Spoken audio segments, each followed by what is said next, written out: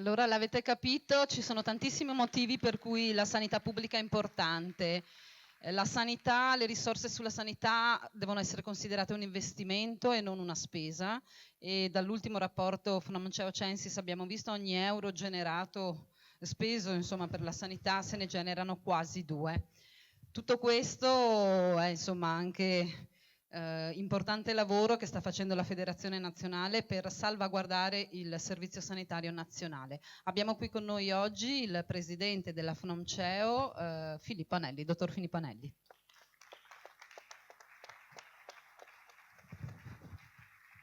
Non ci sei solo in video, Filippo, c'è anche in carne ed ossa, prego. Dal video direttamente sul palco. Grazie dell'invito. Io vorrei che facessimo tutti un applauso a Giovanni per la straordinaria generosità con la quale, come dire, rappresenta un po' il ruolo di vicepresidente nazionale.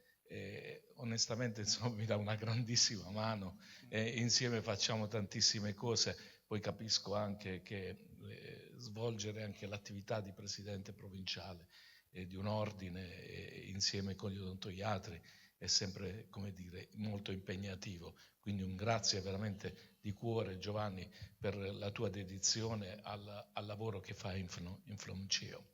E poi vorrei dirvi una cosa molto, molto bella. Sapete tutti quanti che l'istituzione che gli italiani più amano è il Presidente della Repubblica, il Presidente Mattarella, a cui rivolgerei un grato saluto e vorrei invitarvi a fare un applauso perché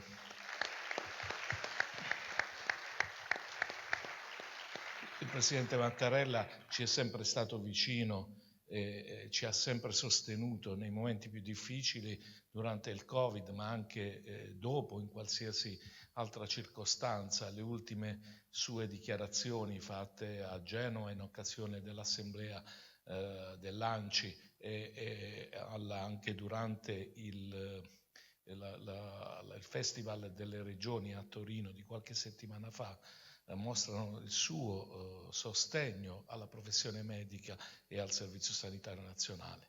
Orbene, voglio dire, rispetto a questo, gli italiani però hanno dato la loro preferenza a un'altra istituzione importante, oltre il Presidente della Repubblica, e cioè ai medici. I medici sono l'istituzione più importante per i cittadini italiani e questo credo che sia un valore straordinario rilevato dalla Casa Demoscopica a Piepoli e reso pubblico proprio lunedì scorso in occasione di questo grande convegno. Noi siamo particolarmente orgogliosi di questo obiettivo raggiunto, che credo sia da una parte un impegno per chi oggi inizia questa professione, giura oggi sul giuramento professionale, ma è anche, come dire, il passaggio di testimone di chi in tutti questi anni ha costruito questa considerazione. Quindi faccio gli auguri a chi oggi, ai decani che hanno raggiunto i 50 anni di laurea, perché sono loro che hanno consentito a questa professione di essere così amata dai cittadini italiani al punto da considerarla essenziale e fondamentale. Il Presidente della Repubblica ha più volte riconosciuto questo ruolo straordinario, ci ha come dire, invitati alla sfilata del 2 giugno dello scorso anno, ha invitato noi insieme con tutte le professioni sanitarie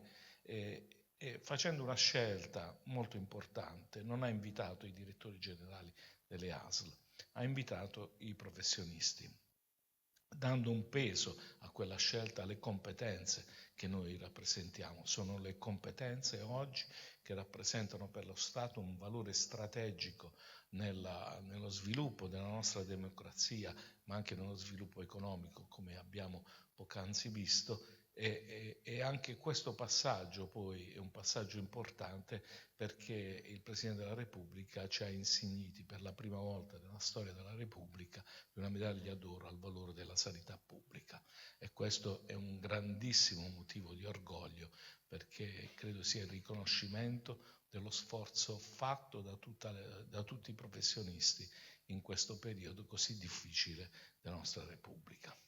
E poi il tema che è stato poc'anzi richiamato è un tema che noi abbiamo più volte provato a riflettere, su cui riflettere, che è il tema: quanto vale questo servizio sanitario nazionale? Perché in Italia noi siamo, avete visto, al 6,7% del PIL, mentre in Germania e in Francia si superano addirittura il 10% del PIL, con riflessi naturalmente che sono importanti. La differenza significa, se noi volessimo raggiungere quei livelli, dovremmo investire altri 50 miliardi di euro nel servizio sanitario nazionale, quindi un impegno veramente notevole.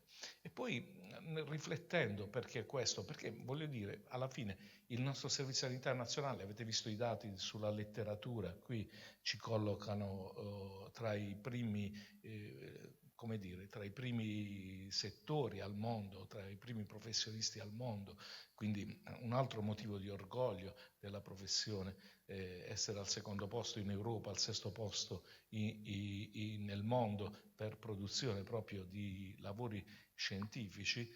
Il Servizio Sanità Nazionale produce anche benessere, no? di carattere proprio sanitario. Siamo al terzo posto per l'indice di sopravvivenza, sia quello ordinario e sia quello in buona salute. Questo significa che il lavoro che i colleghi fanno nel Servizio Sanità Nazionale è un lavoro straordinario, perché sicuramente, il livello organizzativo forse in questo nostro paese andrebbe migliorato e reso più efficiente. Ebbene, nonostante tutto questo, e nonostante noi riusciamo a fare tutto questo, non capivamo perché la Germania e la Francia investono tanto. Io credo che il motivo sia economico, perché come vedete produce un servizio sanitario nazionale, produce il doppio di quello che si investe. Cioè, se io investo €1 ne ottengo 2. 2 che significa? Significa che si mettono in moto una serie di processi di carattere economico che consentono di sviluppare economia e sviluppare crescita economica.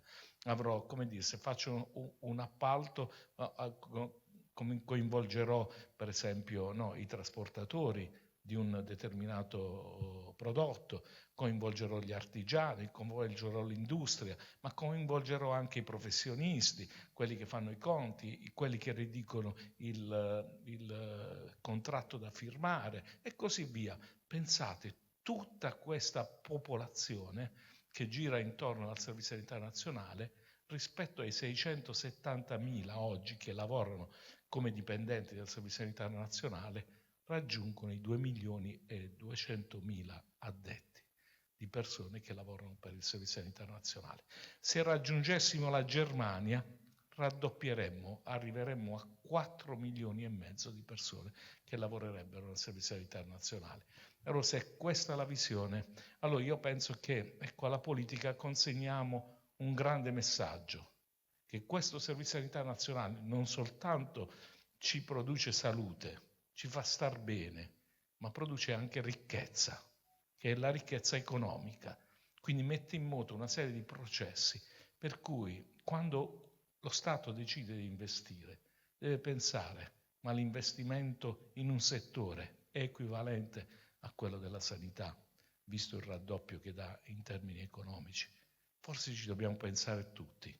È un bene straordinario, realizza la democrazia, perché realizzano una serie, rende esigibili alcuni diritti essenziali e fondamentali previsti dalla nostra Costituzione, e ci rende sicuramente più ricchi, ci rende più, ci ritorna in termini di progresso. Se non ci fosse il Servizio Sanitario Nazionale saremmo sicuramente più poveri. Finisco soltanto ringraziando la città di Venezia, lo dico all'assessore Venturini, perché ci è stata sempre vicina nei momenti difficili, quando abbiamo dovuto anche utilizzare la grandissima immagine che ha Venezia nel mondo, ha ospitato la nostra campagna sui vaccini, rendendola praticamente visibile all'intero pianeta, perché chi guarda Venezia la guarda da ogni angolo del mondo. Quindi grazie sempre per il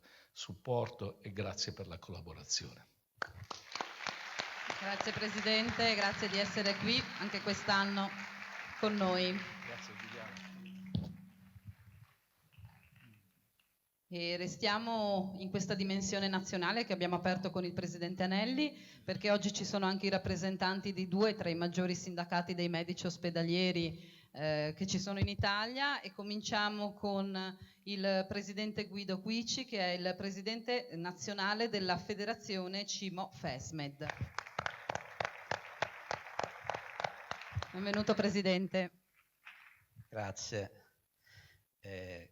Grazie davvero dell'invito a Giovanni e a tutto il Consiglio dell'Ordine di Venezia. Questo è uno dei momenti in cui uno si sente veramente orgoglioso di essere medico. Lo dico veramente, forse perché vengo da una famiglia di medici, ho sempre frequentato questo nostro mondo. E vi dico la verità, vorrei ringraziare tutti i colleghi che fanno i loro 50 anni di iscrizione all'Ordine, perché sono un poco, ma fra poco mi avvicino anch'io, la scatola nera del Servizio Sanitario Nazionale, quelli che hanno passato l'epoca delle mutue, dell'aziendalizzazione, quelli che hanno visto gli effetti collaterali dell'aziendalizzazione stessa, ma anche della burocrazia, della medicina amministrata, però hanno dedicato tutto loro stessi alla professione, lasciando le famiglie. Io sono latitante da casa non so da quanti giorni, e quindi veramente grazie a questi colleghi. E poi ai giovani, diceva il direttore sanitario della Serenissima Ursula 3 che il mondo cambierà, e ormai già cambiato dopo il Covid. Assolutamente ragione.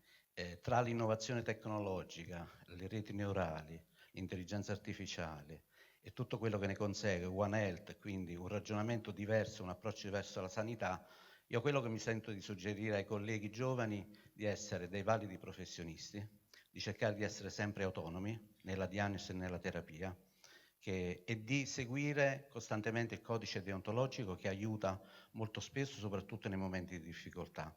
E porto un piccolo lavoro di Berwick sull'epidemiologia del cambiamento, quando in Inghilterra cambiò il Servizio Sanitario Nazionale, quindi passò al Beveridge.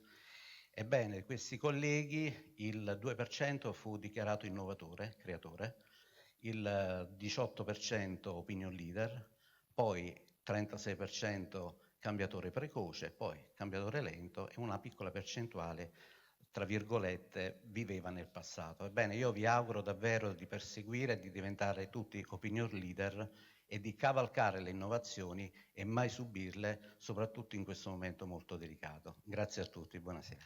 Grazie Presidente. Un'altra parolina da aggiungere al nostro quadernetto: autonomia. E adesso vorrei sul palco anche il responsabile del Dipartimento Organizzativo Nazionale di Anao Assomed, il dottor Adriano Benazzato.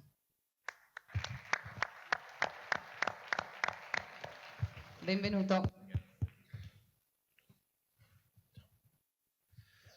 Grazie dell'invito, ringrazio il Presidente Leoni e il Presidente della CAO Nicolin per questo invito. Rappresento ovviamente in questo momento il mio segretario nazionale che non è potuto venire e lo sostituisco, quindi spero degnamente. Porto i saluti ovviamente ai medici veneziani. Mi permetto di dire, pur essendo rappresentante sindacale di un sindacato, diciamo di uno dei più grossi sindacati autonomi della dirigenza, come usiamo dire noi, Giovanni sa a cosa mi riferisco, in realtà il saluto va esteso a tutti i medici ovviamente che lavorano in momenti, settori diversi, agli specialisti ambulatoriali, anche i medici che svolgono la liberazione, medici di famiglia. Questo Ci teniamo in particolare a dire questo perché il nostro Servizio Sanitario Nazionale, o meglio, quanto scritto nell'articolo 32 della Costituzione, è garantito anche un po' dai medici in generale, che lavorino o meno all'interno del Servizio Sanitario Nazionale. Certo, un'attenzione particolare noi l'abbiamo per chi lavora in questo Servizio Sanitario Nazionale. La cosa che mi ha colpito nel convegno recente che abbiamo avuto organizzato dalla Federazione a Roma è che questo articolo 32 della Costituzione, fondamentale per uno sforzo che consenta al Paese di avere una popolazione in salute, appunto, è garantito da tutte queste presenze. Quindi la festa oggi, della giornata del medico, è una festa che ovviamente riguarda tutti noi in pratica.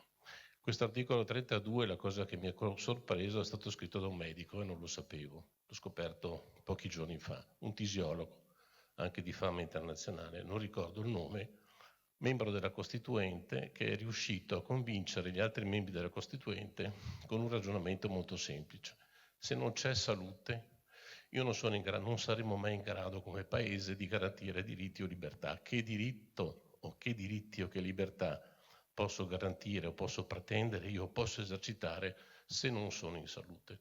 Questo è un commento che mi ha molto colpito e credo, considerando anche quanto detto poco fa dal Presidente Anelli, che l'aspetto appunto anche economico importante di ritorno, ogni euro investito è stato calcolato nel Servizio Sanitario Nazionale, determina un ritorno di 1,83 euro, la dice lunga. Quindi è importante ovviamente che questo nostro servizio si mantenga come tale, non vada ovviamente in decadenza, speriamo che la popolazione lo capisca e che eserciti la sua azione mediatica e di attenzione assieme ai medici. Noi lo stiamo già facendo, grazie. Grazie mille, dottor Benazzato. Un'altra parolina da aggiungere, la parola diritti. Abbiamo fatto qualche mese fa un convegno in cui abbiamo sottolineato che anche i medici e gli odontoiatri hanno i loro diritti che vanno rispettati, insomma non hanno solo doveri o solo diritti pazienti.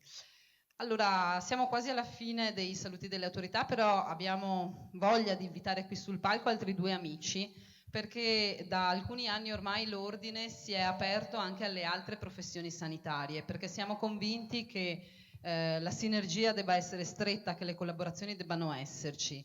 Una di queste amiche è la dottoressa Marina Bottacin, che è la presidente dell'Ordine delle Professioni Infermieristiche di Venezia, con cui abbiamo condiviso anche Venezia in Salute qualche mese fa, e eccola qui, benvenuta Presidente.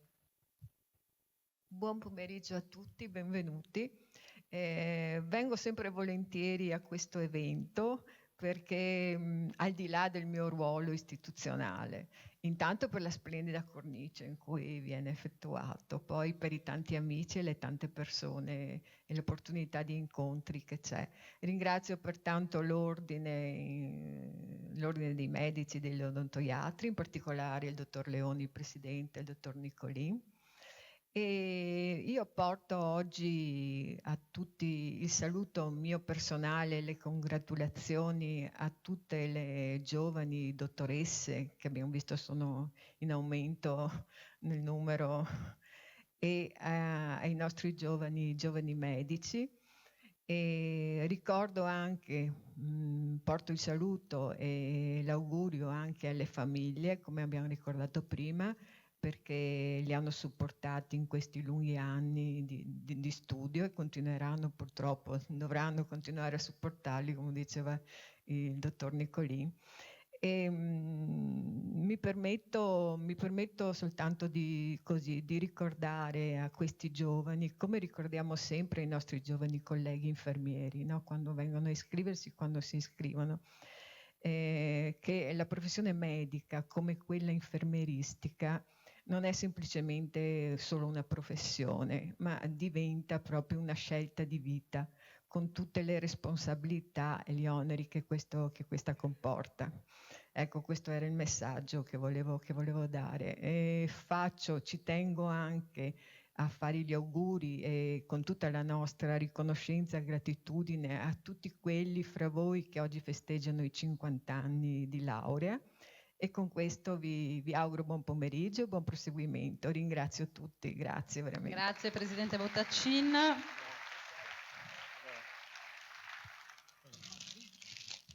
E c'è un altro ordine che è con noi da un po' meno anni perché è più recente, di recente nascita.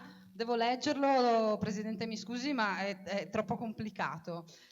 L'ordine dei tecnici sanitari di radiologia medica, delle professioni sanitarie e tecniche, della riabilitazione e prevenzione.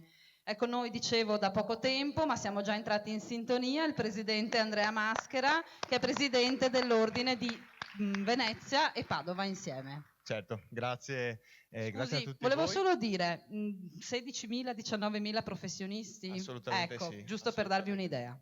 Va bene, buonasera a tutte e a tutti. Ovviamente è un onore per me essere qui con voi oggi pomeriggio e ringrazio il Presidente Leoni di invitarci a queste belle occasioni di condivisione.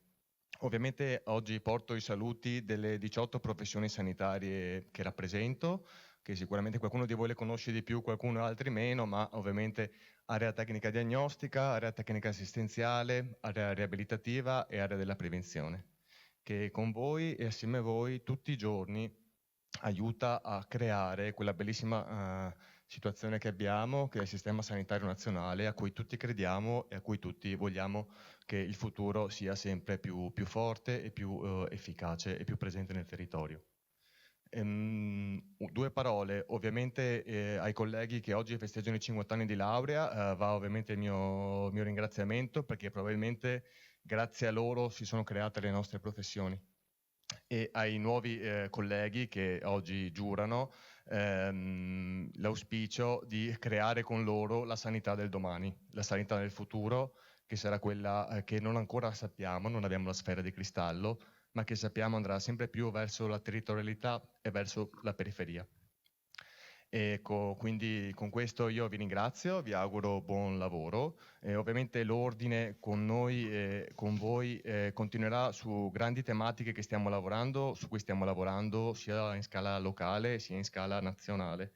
In primis il comitato paritetico che è stato fatto assieme al Presidente Anelli e alla nostra Presidente, che approfondisce i temi legati alla libera professione, alla società tra professionisti, quindi tutti i contesti che attornano e circondano le nostre professioni, e ovviamente il DM77 che appunto è quello che partirà per la multiprofessionalità, le equipe multidisciplinari che saranno appunto la colonna portante della sanità del domani. Grazie. Grazie mille Presidente.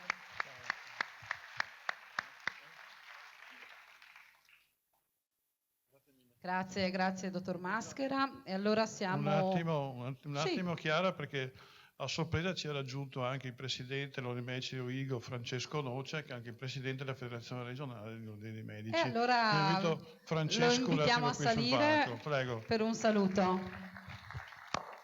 Dottor Francesco Noce, Presidente dell'Omaceo di Rovigo e Presidente della Federazione Regionale. Buonasera a tutti, grazie Giovanni, grazie Giuliano, veramente questa è una giornata molto particolare. Io l'ho istituita per la prima volta a Rovigo nel 1990, quindi sono passati un po' di anni e tutti gli anni comunque in ogni occasione viene ripetuta, c'è un grandissimo senso di appartenenza e soprattutto ci sono dei momenti emozionanti incredibili, a cominciare dai colleghi dei Cappelli d'Argento che oggi compiono 50 anni e ai giovani che oggi prestano il loro giuramento, un giuramento che risale a tempi antichissimi, e il nostro codice deontologico con i principi ancora si ispira, quindi sono dei principi etici, morali, che sono proprio la guida della nostra professione. Allora vorrei fare un augurio, che è quello di comportarsi e fra 50 anni magari, quando anche loro saliranno su questo palco per festeggiare il loro 50° anno di laurea, di riprendere in mano il giuramento che hanno appena pronunciato, che pronunceranno oggi. E se lo leggeranno senza mai abbassare gli occhi, allora, ma solo allora, potranno dire ce l'ho fatta. Grazie a tutti. Grazie Presidente. Dobbiamo anche dire però che la Federazione Nazionale sta lavorando a una revisione del testo del codice deontologico proprio per accogliere tutte le innovazioni che stanno arrivando.